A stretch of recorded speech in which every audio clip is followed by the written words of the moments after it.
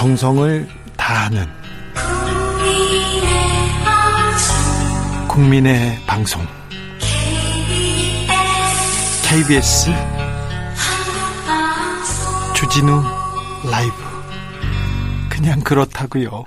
주진우 라이브 2부 시작했습니다. 지역에 따라 2부부터 오신 분들 계시죠? 오늘도 잘 오셨습니다. 7시까지 주진우 라이브 함께해 주십시오.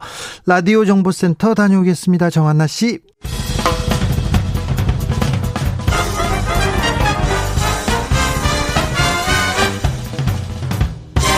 훅 인터뷰. 모두를 위한, 모두를 향한, 모두의 궁금증 훅 인터뷰. 작년 1월에 코로나 첫 확진자가 나왔습니다. 그리고 지난 2월 말 첫 백신 접종이 있었고요. 6개월 뒤인 백신 1차 누적 접종률은 50%, 추석 전에 70% 넘었습니다. 현재 전 국민의 46%가 2차 접종까지 완료했는데요. 정부는 일반 국민이 80% 이상 백신 접종을 완료하는 10월 말 단계적 일상 회복 시점이라고 밝혔습니다. 앞으로 백신 접종 계획 어떤지 들어보겠습니다. 박혜경 질병관리청 코로나 접종 시행 반장, 안녕하세요. 네, 안녕하십니까. 네, 고생 많으십니다. 네, 접종에 참여해 주신 국민들께 감사드립니다. 네, 백신 접종률이 계속 높아지는데 코로나 확진자는 왜 이렇게 안 줍니까? 네, 백신 접종률 좀 전에 그 진행자께서도 말씀해 주셨지만 아직은 백신 접종을 완료한 분들의 분율이 만족할 만한 수준에는 미치지 못하고 있습니다. 백신 접종 완료율이 한 47% 좀 못 미치고 있고요. 네. 예, 그래서 그러니까 백신 접종 완료를 위해서 알고 계신 것처럼 오늘부터 백신 접종, 그러니까 10월 이후부터는 백신 접종 간격도 좀 단축하면서 네. 접종을 좀 당기기 위한 여러 가지 노력을 하고 있습니다. 그 수준도 아직 완료율의 수준이 조금 낮은 상태고, 현재 사회적 거리두기 단계가 4단계 혹은 3단계라고는 하지만 예전에 비해서 사회적 활동량도 지속적으로 증가하고 있는 점 등을 원인으로 볼 수 있습니다. 맞습니다. 네. 차가 안 줄어들어요. 사람들 모임도 안 줄고요. 그래서 질병관리청에서 4분기 접종 계획 수립했습니다. 이번에 중점을 둔 부분은 어디입니까? 네, 어제 발표한 바와 같이 4분기 시행 계획은 5가지 목표를 가지고 있습니다. 말씀하신 대로 고령층의 90%, 성인의 80% 접종을 완료하겠다라는 거고, 그리고 여전히 진행 중인 18세 이상 성인의 미접종자에 대한 접종 기회를 다시 제공하면서 전체적인 면역 형성 인구를 확대한다라는 거, 그리고 좀 전에도 말씀드렸지만 mRNA 백신의 접종 간격을 단축하면서 접종 완료율을 높인다는 겁니다. 그리고 여태까지는 접종 대상에 포함되지 않았던 소아청소년과 임신부에 대한 접종 기회를 제공하면서 안전 접종 체계를 더욱더 강화한다라는 것과, 마지막으로는 고위험군이 가장 먼저 접종을 시작한 것에 대해서 중증 사망 예방을 도모하기 위한 추가 접종을 추진한다라는 내용 등입니다. 소아청소년, 그러니까 12세에서 17세의 소아청소년도 백신 접종을 할 수 있습니까? 네. 예약을 10월 5일부터 받도록 되어 있습니다. 근데 좀 안전을 우려하는 목소리도 있는데요. 청소년들이 백신을 접종했을 때 나타날 수 있는 좀 반응, 성인과 비교하면 좀 어떻습니까? 소아청소년에서 발생할 수 있는 이상 반응은 성인에서 발생하는 이상 반응과 유사한 것으로 되어 있습니다. 예. 이미 잘 알려져 있는 것처럼 mRNA 백신의 경우에는 첫 번째보다는 두 번째가 조금 더 이상 반응이 많이 나타날 수 있다라고 되어 있고요. 특히 이제 10대 그리고 여아보다는 남아에서 심근염이나 심낭염의 발생이 있을 수 있다, 이렇게 알려져 있습니다. 네. 돌파 감염 뉴스도 계속 나오는데 돌파 감염 발생 비율은 어느 정도 됩니까? 네, 돌파 감염은 지금 우리나라에서 그렇게 많은 숫자가 나타나고 있지는 않습니다. 아, 네. 예, 해외에서도 그렇지만 돌파 감염이라는 건 백신이 100% 완전하지 않기 때문에, 네, 백신 맞은 후에도 어느 감염병이나 감염이 발생할 수는 있습니다. 근데 현재 돌파 감염은 인구 10만 명당 한 45명 정도로 나타나고 있고, 네. 이 돌파 감염인 경우에도 위중증이나 또는 사망으로 발전하는 것은 매우 드문 것으로 나타나 있어서 예방접종의 효과는 분명히 있는 것으로 알려져 있습니다. 알겠습니다. 그러면 10,000명이 주사를 맞았을 때, 백신을 맞았을 때 한 4.5명, 4명 정도는 돌파 감염될 수 있으나 그래도 백신 접종하는 게 훨씬 안전하다, 이렇게 알고 있으면 되겠네요. 네, 맞습니다. 네. 부스터샷 얘기도 나오는데 언제부터 누가 우선적으로 맞게 됩니까? 네, 부스터샷은 다른 나라에서도 진행한 바와 같이 1, 2차 접종이 완료된 후에 6개월 정도 지난 후에 시행하게 됩니다. 그렇기 때문에 우리나라에서도 75세 이상 고령층, 그리고 코로나19 치료병원을 포함한 병원급 의료기관의 종사자들, 그리고 감염 취약시설인 요양병원, 요양시설 등을 중심으로 우선적으로 시행될 예정에 있습니다. 예. 김미숙 님이 이런 걱정을 문자로 주셨어요. 어린아이들은 접종하면 10년 뒤에 후유증이 나타날 수 있다는 말이 있어서 걱정이에요, 이렇게 얘기합니다. 10년 뒤에 후유증이요? 예, 현재 이 예방 접종을 위한 백신들은 물론 이제 식품의약품안전처 등을 통해서 승인을 받고 있고, 미국에서도 지금 정식 승인을 받은 바 있습니다. 이 승인을 받기 위해서는 다양한 동물 실험, 임상 시험 등을 거치고 있기 때문에, 염려하시는 바와 같이, 그런 장기적인 후유증이 나타날 가능성은 매우 낮을 것으로 보고 있습니다. 네. 이 백신이 나온 지가 얼마 안 됐는데 10년 후에 이런 증세가 나왔다. 10년 전에 이런 백신이 없었는데 이런 뉴스, 이런 소문들이 도는 것 자체가 조금 걱정스럽기도 합니다. 네, 맞습니다. 네. 정부가 단계적 일상 회복을 위해서 백신 접종자의 인센티브 확대를 검토한다고 하는데 어떤 방향으로 논의가 되고 있습니까? 네, 백신 인센티브가 단순하게 미접종자들의 접종을 유도하기 위해서 혜택을 부여한다는 측면보다는 네. 실제 접종받은 분들의 위험도가 실제적으로 떨어지고 있고, 예. 완료하지 않은 분들의 위험도가 계속해서 올라가고 있기 때문에 그에 따른 보호 조치나 접종자에 대한 좀 더 많은 자유를 부여한다라는 측면에서 이해해 주시는 게 필요할 것 같습니다. 예. 유행 규모가 커지고 있을 때는 미접종자들의 감염 위험은 계속해서 높아질 수밖에 없고, 접종 완료자와 달리 이제 인원을 제한한다는 등의 보호 조치 성격도 내포돼 있다. 이런 측면이 있겠습니다. 네. 김종현님께서 얀센 접종자 대책도 좀 알려주세요, 물어봅니다. 네, 얀센 접종이 진행된 것이 6월이었기 때문에 얀센 접종자들이 이제 6개월이 지나는 시점이 12월쯤 되겠습니다. 그래서 네. 60세 이상 연령층을 포함한 고위험군에 대한 추가 접종 이외에 얀센 접종자들을 포함한 나머지 추가 접종 계획에 대해서는 좀 더 검토를 한 후에 발표가 될 예정에 있습니다. 알겠습니다. 말씀 잘 들었습니다. 네, 감사합니다. 고생 많은데 더 고생해 주십시오. 지금까지 박혜경 질병관리청 접종시행반장이었습니다. 정치 피로, 사건 사고로 인한 피로, 고달픈 일상에서 오는 피로. 오늘 시사하셨습니까? 경험해보세요. 들은 날과 안 들은 날의 차이. 여러분의 피로를 날려줄 저녁 한 끼 시사 추진우 라이브.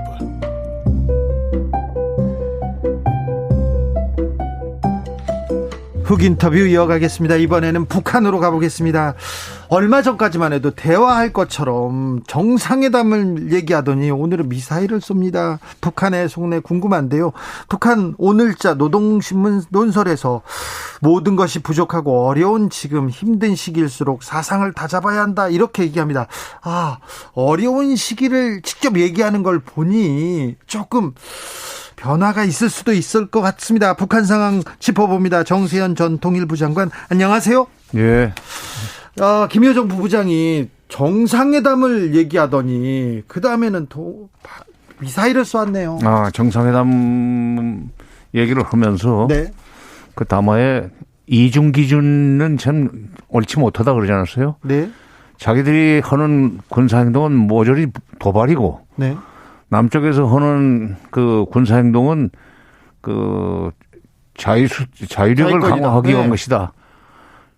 뒤집어 얘기하면 자기들도 자유력을 강화하기 위해서 하는 건데 그걸 도발이라고 그러고, 우리 거는, 그러니까 자기 거는 도발이라고 그러고, 남쪽에서는 무조건 자기들은 정당하다고 하는 그거는 좀, 옳지 않다. 네. 이번에 이게 그렇게 복잡하게, 아니, 사거리가 길거나 또는 그 탄도미사일급은 아닌 것 같아요. 네. 탄도미사일은 유엔 제재에도 걸릴 수 있는 그런 그 위험한 건데 이번엔 그건 아니고 사거리도 짧고 그다음에 저공으로 미사일을 쏜 것 같은데 사거리가 되게 한 200km 정도 나온 것 같아요. 동해 바다 쪽으로 떨어졌지만 그걸 쏘았는데 이쪽에서 또 도발이라고 할지 그걸 한번 테스트는 이종에 소위 그 리트머스 시험지처럼 네. 띄운 것 같아요. 밀당 비슷한 건가요? 그렇지. 네. 다행히도 이제 우리 NSC 상임위원회 긴급회의에서 도발이라는 표현은 안 쓰고 네. 여러 가지 정세를 지금 안정적으로 관리해 나가야 되는 그런 상황에서 김여정 부부장이 정상회담도 제안하고 있는 그런 상황을 예. 암시적으로 얘기하는 거죠. 그런 상황에서 조금 이런 것은 좀 이런 행동은 유감이다. 예. 그러면 북한이 화내지는 아니에요. 아, 그렇습니까? 네. 7305님, 미국이 빨리 결정해라. 자기들 급하다. 이런 뜻인가요? 이렇게 아까 노동신문 사설 얘기를 이렇게 해석하시는 분이 있습니다. 네. 그리고 미국이 지금 남북 간에 먼저 그 공동연락사무소 재설치라든지 정상회담 하는 것은 남북 간의 문제 아니에요. 네. 그걸 또 미국이 결정을 하고 그런 것은 굉장히 뭐라 그럴까, 미국이 모든 걸 결정한다고 하는 철학에서 나온 거기 때문에 네. 옳은 얘기는 아닌 것 같고. 그 남북이 지금 대화할 수 있다. 그렇지. 종전선언은 어차피 시간이 많이 걸리는 거고. 예. 거기는 미국도 들어와야 되고 중국도 들어와야 됩니다. 네. 그러니까 순서로 잡는다면은 김여정 부부장이 그 담화에서 내놓은 게 종전선언, 공동연락사무소 재설치, 그다음에 남북 정상회담 이렇게 세 가지를 내놓았는데 순서로 친다면 공동연락사무소 재설치, 그다음에 남북 정상회담, 그러면서 종전선언이 될 수 있는 그런 여건이나 분위기를 만들어 나가는 식으로 접근해야 될 거예요. 예. 남과 북은 급하게 번개로 만난 적도 있었습니다. 그렇지. 2018년 5월 26일 날. 네. 그러니까 만난 경험이 있으니까 빨리 만나실 수도 있어요. 정상들이. 그런데 이제 그때는 4월 27일 날 판문점에 남북 정상회담을 해서 여러 가지 좋은 합의를 해놨는데 북미 정상회담으로 건너가기 위해서 한국이 그때 다리를 놓고 있을 때예요. 네. 근데 이제 미국의 트럼프가 갑자기 무슨 심통이 났는지 모르지만 5월 24일인지 김정은과 회담을 하지 않겠다는 식으로 편지를 공개해 버리니까 그것을 봉합하기 위해서 우리 대통령이 급하게 판문점으로 김정은 위원장을 불러냈죠. 그러니까 네. 자기들이 이제 급하니까. 예. 왜냐하면 남쪽의 문재인 대통령 얘기를 잘 들어야만 트럼프 대통령을 만날 수 있다는 계산이 있었기 때문에 그렇게 급하게 됐지만 이번에는 그렇게 급작스럽게 그야말로 번개불에 콩고 먹는 식으로 정상회담 오기는 어려울 겁니다. 아니 근데 식량난도 있고 그다음에 백신도 필요하고 급한 상황이니까 조금 손을 내밀지 않을까요? 아니 글쎄요. 이제 그런 것 때문에 남북관계 특히 있는 남북 간의 대화를 복원하려고 그러는 것은 그건 뭐 틀림없는데 예. 아무리 그래도 그렇지 그 자존심 있는데 예. 급하다고 막 그냥 그쪽에 서두르지는 않을 겁니다. 그렇습니까? 지금 그 전화 통신선 지금 그 13일 날 이후에 전화를 받지 않는데 왜 전화를 안 받아요? 한미연합훈련 하지 말아달라고 그랬는데 연합훈련을 하니까 전화를 끊어버렸지 그야. 네네. 내가 다른 방송에서도 얘기했지만 한미연합훈련을 그냥 강행하면은 그건 전화는 끊어진다. 네. 네, 연합훈련 하니까 전화는 끊어지만 이제 이렇게 정상회담을 하고 그다음에 공동연락사무소 재설치하고 종전선언 문제를 논의하려면은 어차피 남북 당국 간에 적어도 장관급 회담은 빨리 열어야 됩니다. 네. 그러려면은 그런 문제를 협의하기 위해서 매번 방송에다 대고 쏘아서는 안 되고 예. 있는 전화 그거 받으면 되는 거야. 통신 연락선 그 받으면 다시 네.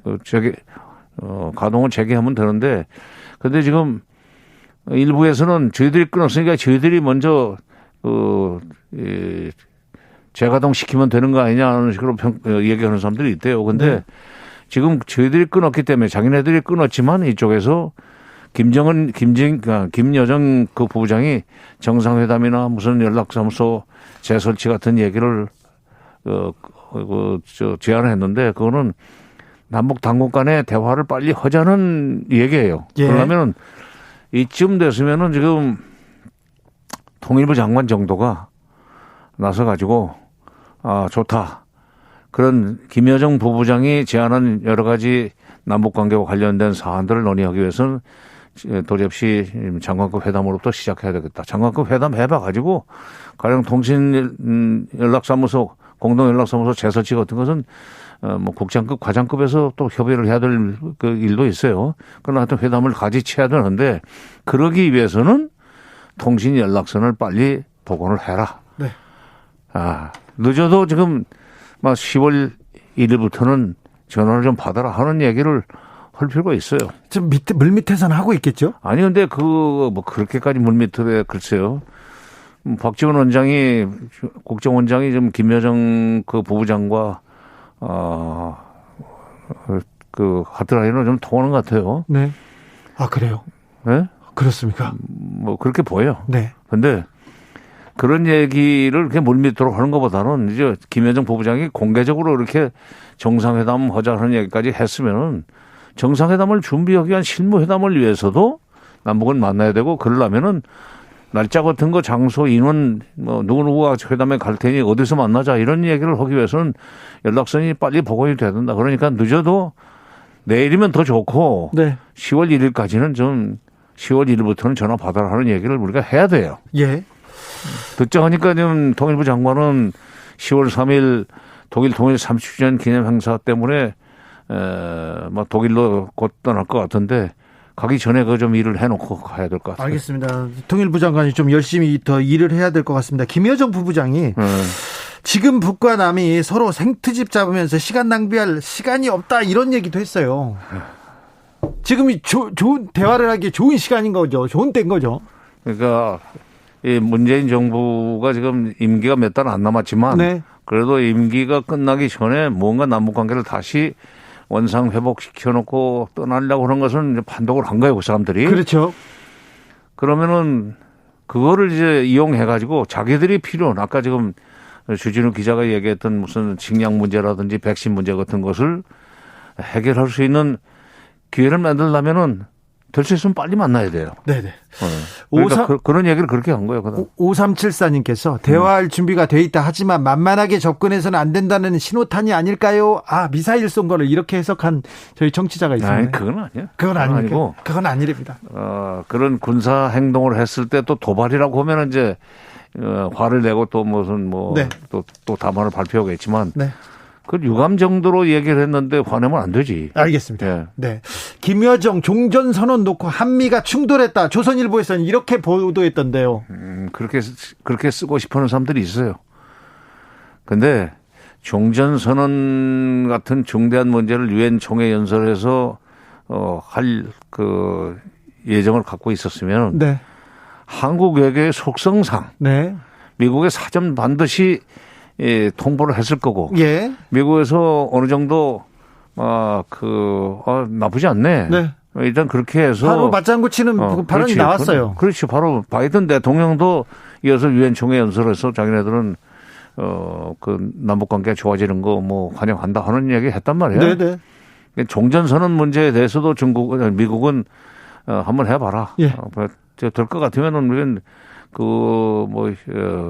협조할 용의가 있다는 얘기를 했을 거고. 네. 그보다 이제 더 중요한 것은 이제 중국의 입장입니다. 예.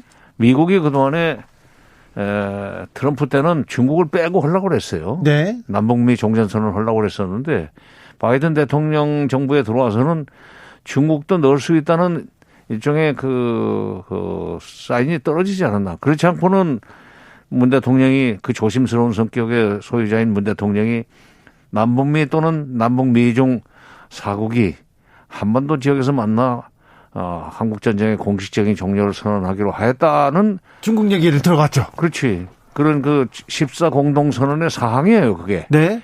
그 얘기를 지금 벌써 14년 전 건데 그걸 꺼내는 거 보면 중국을 넣기로 하는 문제와 관련해서 미국과도 어느 정도 합의가 끝났다. 그리고 돌아오는 비행기 안에서 기자회견에서 의미 있는 발언을 했어요. 문 대통령이. 네. 종전선언 문제와 관련해서 유관국들이 관련국들의 반응이 소극적이지 않다. 네. 그거는 미국도 나쁘지 않다고 반응을 보였다는 거고 중국도 적극적으로 동참할 의지가 있다는 그런 걸 의미하기 때문에. 네. 예. 미국도 북한 미사일 발사는 규탄하면서도 대화하라 이런 메시지가 계속 나오겠습니다. 그렇죠. 그리고 이번에 쏜 것은 네. 그 무슨 안보리에 끌고 가고 무슨 규탄하고 할 정도의 것이 아닙니다. 뭐 네. 사거리 200km 가지고 그런다면은 그거는 알겠습니다. 어쨌든 문재인 대통령이 유엔 총회에서 종전선언 제안했습니다. 이 종전선언 제안이 남북관계에 좀 의미 있는 변화를 가져올 수 있겠네요. 남북관계뿐만 아니라 종전선언 문제가 이제 논의가 시작이 되면은 네. 종전선언은 사실은 비핵화 종전선언이라는 입구로 들어가서 비핵화로 나오기 위한 시작입니다. 그것은. 네. 네? 그러니까 종전선언에 동참을 하면 관련국들이 그러면 비핵화 협상도 이제 본격적으로 시작을 한다는 얘기고. 네. 그다음에 종전선언을 하고 나면은 이 정전협정, 휴전협정을 평화협정으로 바꾸기 위한 협상도 동시에 시작을 해야 돼요. 네. 중국에서는 그것을 쌍궤 병행이라고 그러죠. 평화협정 협상과 네. 비핵화 협상이 같이 나란히 가고 끝에 가서 만나야 된다. 네. 평화협정이 체결될 때 비핵화가 마무리되는 그런 순서로 생각을 하고 있는데 종전선언은 그런 의미가 있죠. 그런데 그걸 모르는 사람들은 비핵화가 안 됐는데 왜 종전선언부터 하냐는. 그리고요. 종전선언하면 주한미군 철수할 거다 이렇게 주장을 하는 국민의힘 의원들이 많습니다. 몰라서 그래. 몰라서요? 공부를 안 해서 그렇습니까? 공부를 안 해서 그렇죠. 그리고 주한미군 철수 문제는 북한하고 협의할 문제가 아니에요. 예. 한미 간의 그 결정을 문제고 한미 동맹이 지금 뭐 53년부터 체결돼 가지고 꾸준히 잘 이어지고 있는데 네. 나중에 이제 평화협정 정전협정을 평화협정으로 바꿀 때 네. 그때 평화협정을 최종적으로 결론 낼 때 그러면 미국 문제는 어떻게 할 것인가. 네. 그러니까 반드시 나올 겁니다. 네. 만약 거기서 평화협정 북한이 절실히 바라는 거예요. 그때 북한이 미국한테 이제 미국 나가야 돼 하면은 미국은 그동안에 있었던 협상 전부 다 없었던 걸로 처리해 볼지 몰라요. 네. 미국이 그렇게 호락호락하게 나가지 않습니다. 알겠습니다. 네. 최근 대선 경선 과정인데요. 윤석열 후보가 현수핵을 배치해야 된다. 미국의 핵 공유를 공약하기도 했는데 이 점은 어떻게 보십니까? 전술핵을 그 미국이 우리한테 다시 줘야 되는 얘기인데 그렇게 네. 되면은 그 북한의 비핵화를 요구해왔던 지난 30년 동안의 명분이나 그 노력이 완전히 무효가 돼버립니다. 뭘 예. 몰라서 그러는 거예요. 진짜 너무 모른다는 얘기를 너무 많이 하는데 전술핵은 지금 완전 거리가 짧은 사거리가 짧은 미사일에 실어 나르는 걸 전술핵이라고 해요. 네. 전략핵은 이제 뭐 10,000km 넘어서 예. 가령 태평양을 건널 수 있는 정도를 전략핵이라고 그러는데 그 미국이 안 줘요 이제 앞으로는.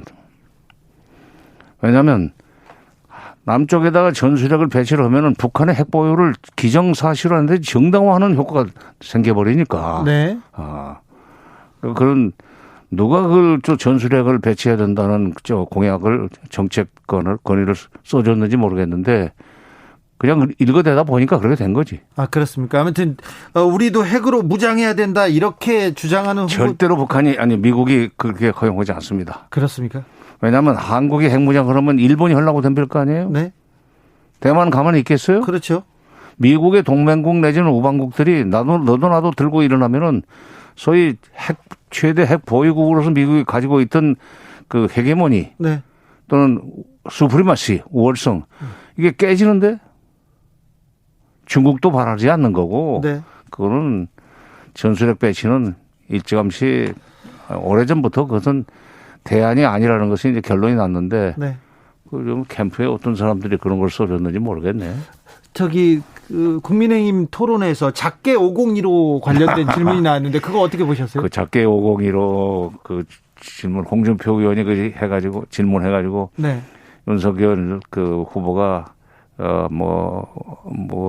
대답을 제대로 못했다고 네, 잘 그러는데 몰랐던 것 같아요. 사실 작가의 501호가 그 간단한 그 내용은 아니에요. 네. 쉽게 얘기해서 북한이 이를 벌리면은 밀고 올라가가지고 최고 권력자의 참수를 하겠다는 얘기예요. 그게 501호는. 네. 그래서 그런 계획이 있다는 것이 이미 알려져 버렸어요. 네. 국회에서 자꾸 떠들어가지고. 네.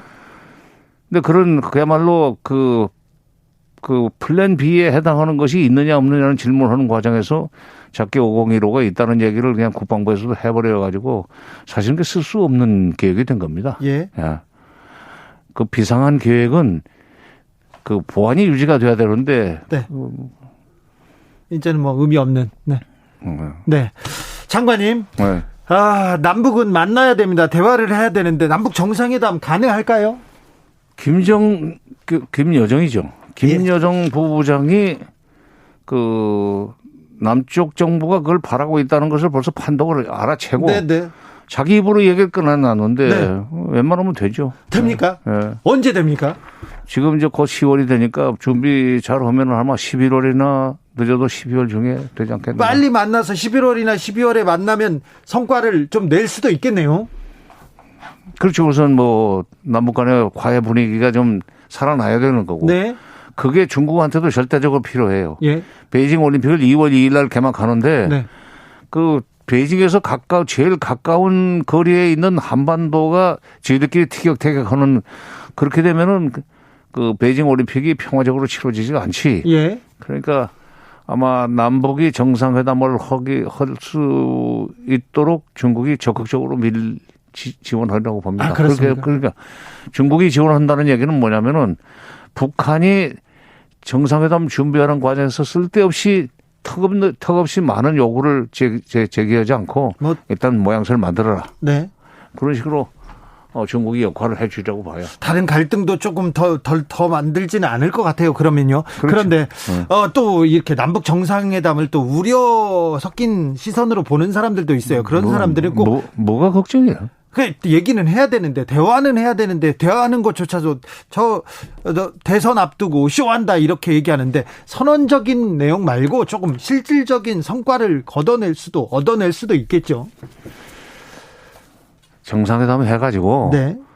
2018년 4월 27일 날 그리고 그해 9월 19일 날 평양 4월 27일 날 판문점 선언 9.19 평양 선언 다시 그 내용을 재확인하고 성실하게 이행하기로 했다는 합의만 나와도 네.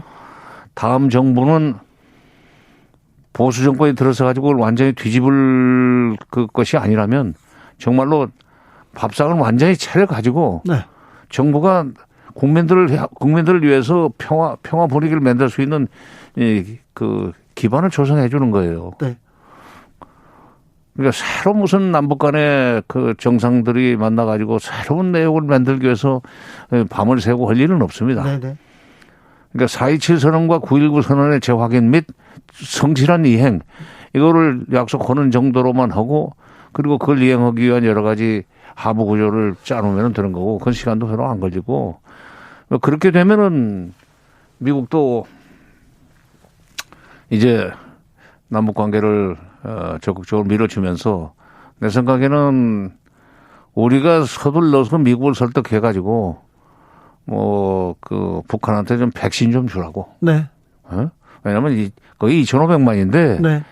2,500만 인구 중에 지금 18세 이상만 계산하면은 그게 뭐 얼마가 될지 정확하게 숫자를 모르지만 아마 한 1,600~1,700만이라고 봅시다. 네. 3,000만 도스 정도 주겠다. 그다음에 1차적으로 뭐 300만 원 주겠다. 400만 도스를 주겠다는 식으로 하면은 그동안에 북한이 미국과 만나는데 적대시 정책을 철회해야만 된다는 것을 아주 고집스럽게 주장해 왔었는데 그 적대시 정책 철회 요구 그런 슬그머니 사라지고 네. 미국과 바로 만나서 핵 문제 협상을 시작할 수 있는 마중물이 될 겁니다. 네. 11월이나 12월에 만나면 또 2월에 또 베이징에서 또 만날 수 있고요. 대화를 하면 참 정말 좋겠습니다. 1009님께서 그놈의 북한이랑 대화 그만해도 되지 않겠나요? 이렇게 얘기합니다. 마지막으로 우리가 북한이랑 대화를 해야 하는 이유는 뭔가요? 대화를 하면 그나마 소위 이 군사적 긴장이 완화됩니다. 네.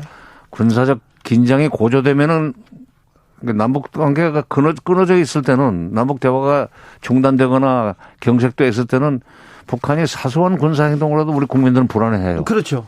또 우리도 거기에 대응해야 되니까 가령 SLBM 발사 실험도 하고 또 무슨 미국에서 무기도 도입하고 이러다 보면 그야말로 에스컬레이트 돼가지고 그러다 보면 이게 군비 경쟁의 굴레 속에 본의 아니게 빠져버리면은 예산 낭비도 많고. 네. 근데 이제 남북 대화가 되면은 북한도 굉장히 조심을 해요. 네. 군사적 긴장을 일으키지 않습니다. 네. 그러면 그 평화로운 분위기는 5천만 국민의 것이단 말이야. 그렇죠. 예.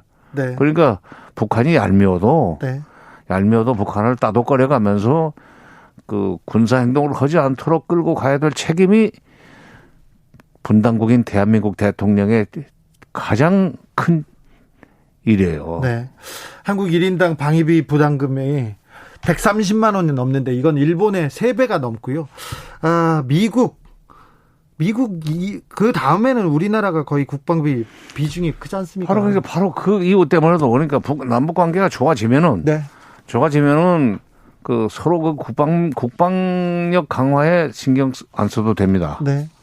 옛날 얘기지만은 94년 김영삼 대통령과 김일성 주석이 정상회담을 하려고 할 때도 그때 우리가 우리의 경제력을 이용해서 북한을 우리 편으로 만들면 군사적 긴장은 현저하게 완화될 겁니다. 그랬더니 김영삼 대통령이 그랬어요. 나는 그때 이제 통일비서관이었기 때문에 그 비화를 얘기하는 건데 그래 돈 주면 안 되겠나?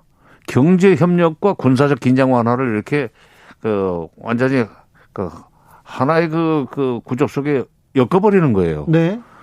그랬을 경우에 우리 국민들이 이제 우리 이제 국가 예산에서 국방비는 현저하게 줄어들 수 있고 그 돈을 복지에 돌려 쓰고 교육에 투자할 수 있게 된단 말이에요. 네. 그러니까 미워도 북한을 그렇게 끌어안아야 되는 것은 국가 예산을 좀 더 국민들한테 유리한 쪽으로 도움이 되는 쪽으로 쓰기 위해서도 필요한 일이에요. 네. 그 대화는 필요합니다. 필요해요. 우리는 평화를 가지고 이렇게 타협할 수 없습니다. 그럼. 네. 알겠습니다. 여기까지 들을까요? 네? 여기까지 들을까요? 가라면 가야지. 네.